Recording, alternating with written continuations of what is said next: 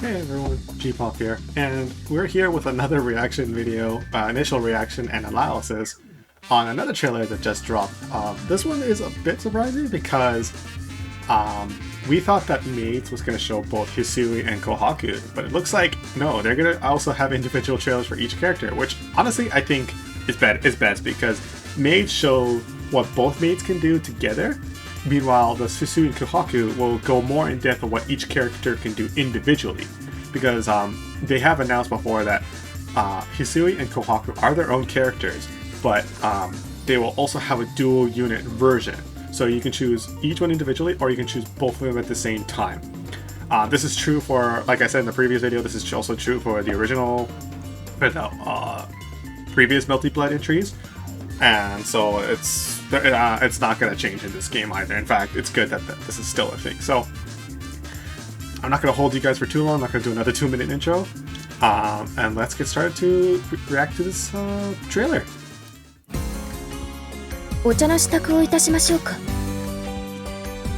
Actually, let me just adjust the volume in case it's too loud.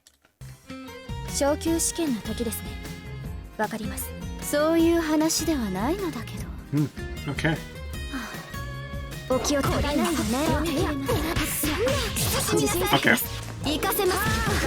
she got the chairs back. Oh, the combos, the dust count combos is still there. Okay, that's rapid beat. Ooh, nice combo. Ooh, clash. EX, move skills. Oh, she did the teleport again. Alright. Ooh, baited. Ooh, baited. Ooh, nice. I don't know if that follow-up was already there before. Arc Drive. Oh, hey, they actually let the entire audio play out this time. Okay, so, once again, a lot happened in 45 seconds. So, these trailers are way too short, man. I mean, you know what, we're at a point where I want more of this again. But, yeah, let's go back to the video again, and let's go inspect this in slow-mo once again. Sorry, let me just fix this. I'm really bad at this. 0.5 seconds. Alright, so let's skip ahead a bit. Alright, so that's her trailer, or that's her intro. Usual stuff. What I do know, I have a friend in the LondonFGC crew who plays this character. He mains her, so a lot of my experience is going to be like fighting her. I did try her out a bit as well, so I'm going also by experience with like trying to play around with her a bit at one point as well. But most of my experience is actually mostly fighting against her. Alright, oops, let's get ahead. Okay. Alright, so you got moon skill, so she got her projectiles back. This move is pretty good, like it covers a lot of angles and stuff like that, so it's really good zoning tool. So that's still back. Alright. Ooh! So she's doing some kind of okay, is that IAD? I think it's IAD, like instant air dash. Because when I first saw this, it kind of looked like an assault from Under Night In-Birth, where you press forward D and you do like a short hop. Really good for quick overhead stuff. This one, I thought it was like that, but you could see she jumps. No, it's really tough. Is that assault or is that an IED? Because it kind of goes like an assault. Like you see how horizontal it is. But let's assume it's an instant air dash. This is jump B. Oh no, yeah, I think that's jumps. I know she has a 2-hit move, and I think that's like jump 2C or something like that. So is that the 2-hit? And there's jump C. Into wow! Oh, she's reverse beating to jump A for the instant overhead. Wow, so many hits in that airhead. So many hits, overhead hits. Man, that's definitely really tricky. So you go into 2C into bento setup. Okay, so she doesn't show that. She doesn't show it from there. Okay, so she still have charge C. But this time it actually shows the flash. So what happened is that in the original game, she has charge C, but the interesting thing about charge C is that in the previous entries, it doesn't show the charge like flash that usually charge normals do, or charge moves in general. So it's just, you just see her delay a bit. This one looks like it's now showing the charge motion. And if you charge it, it goes much farther. If you don't charge it, it goes kind of shorter, but comes out quicker. It's very good for like, you know, closing and stuff like that. But if you notice that they're charging, there's a lot of ways to escape it, like shielding and stuff like that. So it does charge C. Alright, and this is the classic the dust loop. This is what I actually call the dust loops. Look at that, because you're actually looping into the dust. This is the, like, literally dust loops. This is like a very classic thing. This is good for both like pressure. I wonder if it still comes out frame 1 or frame 0. It looks like it comes out exactly like frame 0, frame 1, just like in your previous games. Because now, like you see, it came out like instantly. Yeah, so it's like both good for like combos as well as setups and block strings. Is able to do that. And there's her rapid beat. Hold on, I want to see what her rapid beat means. So it's like 5A. This looks like a 5B, but it looks like it's like F Moon 5B. I know she has like the one that does like that. And then that's her, I think 3C, or back C, where she does the launcher. Yeah, jumpy. Oh yeah, okay, so yeah, okay, now I remember now. This is actually jumpy. That's jumpy, yeah. Which is actually a two hit move, but you can cancel the first hit into like jump C, so it like doesn't do like 2 hit. Make combos easier. But yeah, you can see here, jump B, so you see the jump B, it cancels the jump C. Double jump. Her throw is still there. Oh, okay, so we don't actually see if she lands in front of you or same side, because in previous games she land on the other side, and then you can do like a two-way, like you can do a mix-up between the two sides. Alright, flashes. Alright, so Moon... What are we gonna call this? EX Bento? No, we already have EX moves. So what is Moon Bento? Moon Scale Bento? MS Bento? Alright. Okay, so she does the teleport shield counter as well. So we're not seeing like the shield, like the regular shield counter that we saw Shiki do in his trailer now. We're actually seeing him do teleport now. So interesting. I don't know why they're not showing that anymore. Alright, so he did Bento into Moon Drive. So it looks like she baited her and explodes. Oh, the classic. Okay, so she's still the yeah. She still has her yeah, which is very staple, and she can still combo. Yeah. So it looks like she knocks them back. I don't remember. I remember she has a move like it's like a Rekka-ish type move, and I don't remember if it knocks back. I know she had one where like it knocks down kind of thing.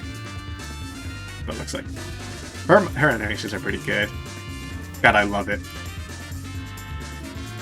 Alright, so she still have anti-air dust, which is really dumb.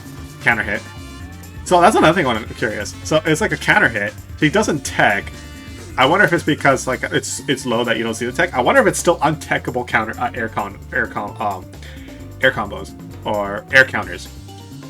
Because in Actress Again, if you could counter hit in the air, you literally cannot tech until you hit the ground. When you hit the ground, then you can tech left or right.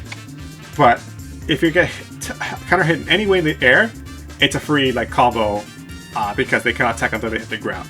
This was not true in the previous entries because it was just a really long hit stun, but you can still tech in the air if you don't like combo fast enough. This one looks like it's kind of similar, but we'll see. We don't know yet. Yeah. So ground yeah, and into arc drive. So, and then this trailer actually makes her say the entire voice clip now, unlike the previous ones. Alright. Not much else to say. I know my friend Gemi, he's gonna be really happy to see this trailer, and she's pretty intact. She seems pretty intact to her previous version. It's not much change except, you know, obviously having air scale. This is interesting though. I don't know if she could do this, if her C version can do this in Actress Again or not. But that is a lot of air normals, a lot of overheads there. It's just like Guilty Gear levels of overhead, like the multi-hit overheads there. That's interesting. Okay, but stuff like that makes me really happy as well because it shows that the game is still very much like your traditional anime FGC. And I don't want to knock Strive or anything, or like a lot of the recent anime fighting games, but those games, you know, they try to step back, try to quote-unquote simplify. They're still interesting games. I think they're fun in their own right, but in my opinion, it's not my kind of game because I kind of prefer this like games like this where it is long combos and looks really cheap and stuff, but also because of it reverse speed and stuff like that, it's very freeform. It feels like I can do so many things, and in that case, it feels easy. It feels easier. Strive, the removal of Gatlings, the traditional Gatlings, kind of make things harder for me personally because it's more limited. And I'm not trying to like quote, like I'm not trying to say this because certain certain FGC heads are saying this about Strive, but the thing is that I personally find that doing something like that makes things harder because you're more limited on what you can do, how to confirm and stuff like this. Game is much easier because you can just press buttons and things will happen. So I think giving more options makes things more fun and easier for casual players, but that's just my opinion. I'm not saying this makes Strive bad or anything. I think it's just a different game, and I think a lot of people don't like it because you're doing this to Strive, you're making a completely different game. If they did the same thing for another kind of anime fighter, they'd probably be okay with it. They'd be like, oh, that's a new fighter with this kind of mechanics. That's why a lot of people are really happy with how Melty Blood's going, because it's still Melty Blood. It's still absolutely Melty Blood. They're not changing the core foundations of Melty Blood. It's still very much intact, and I very heavily praise Kamone for this decision. Like, you know, I think Kamone is one of those developers, like French Bread. It's like those developers that they know what people want with their games. That's why with Under Night, it's still a very it's a pretty not super execution heavy, but it's still like it still has a lot of depth with the kind of tools you have. Dengeki Bunko is a bit different. It has depth, but like in different ways. So it is simplified, but it's simplified because of how anime fighters treat tag-based fighters. So like Aquapods and stuff, like they kind of follow that route. So I can understand why they made it quote-unquote simpler. But Melty Blood, Type Lumina, it kind of like gets rid of our worries of this game being too like quote-unquote simple or simplifying. Like, yes, it has rapid beat, which is basically auto combos, but I think it's gonna actually add even more depth to this game. We'll see how, but we have to still see how this game goes. We still need to get our hands into it. Who knows? But yeah, sorry for getting a bit sidetracked on that. I just wanted to kind of put that out there. But just going back to Hisui, yeah, I'm excited. She seems like intact. Once again, my friend Gemi, he's gonna be excited for this character, and it's gonna be a pain to fight her again. Yeah. I think that's it from my side. Well, next trailer most likely it's going to be Haku this time. Hopefully we'll see more plant stuff from her. Other than that, yeah, I'll see you guys later.